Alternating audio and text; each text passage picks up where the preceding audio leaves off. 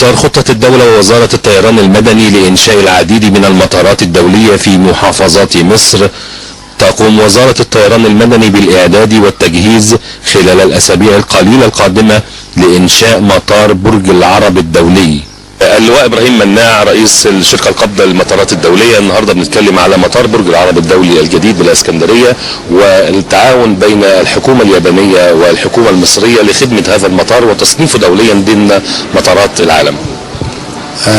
هو طبعا ده المطار بيأتي في خطة وزارة الطيران المدني لتطوير مطارات الجمهورية، وهذا طبعا مدينة اسكندرية باعتبارها العاصمة الثانية لجمهورية مصر العربية.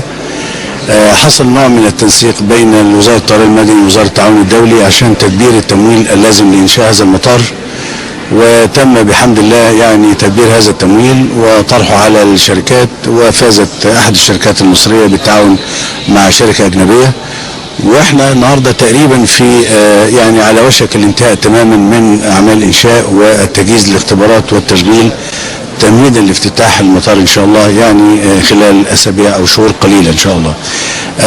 الحكومه اليابانيه من خلال بنك الياباني للتعاون الدولي قدمت قرض تقريبا مقداره حوالي 56 ما يعادل 56 مليون دولار، والباقي بالكامل تم تدبيره من خلال الشركة المصرية للمطارات لأحد الشركات التابعة للشركة القابضة للمطارات.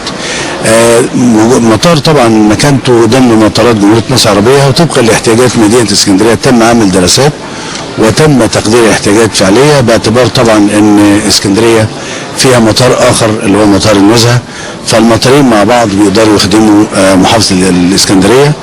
المطار تم تصميمه وانشاؤه بحيث انه ممكن تنفيذ بعض الامتدادات او التوسعات المستقبليه. طاقته الحاليه حوالي 1.2 مليون راكب، وفي حوالي 20,000 طن بضائع سنويا، وممكن يحصل امتداد لتزاد الطاقه بتاعته لتكون نزيدها حوالي 50%، يعني ممكن نوصل الى 1,800,000 راكب سنويا، طبقا لمعدلات نمو الركاب وطبقا لاحتياجات محافظة الإسكندرية. بالنسبة لزيارة رئيس هيئة المعونة اليابانية الدولية النهاردة لمطار برج العرب الجديد، سمة التعاون بين هذه الزيارة وما تم تنسيقه لإنشاء وخدمة هذا المطار؟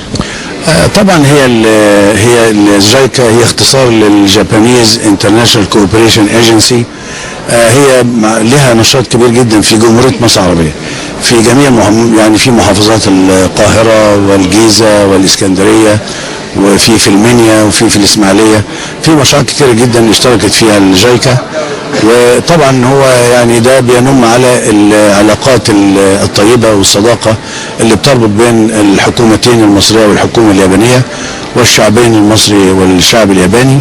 واحد ثمار هذا التعاون للحظ انه في تعاون في قطاع الطيران المدني تحديدا في مطار برج العرب الدولي.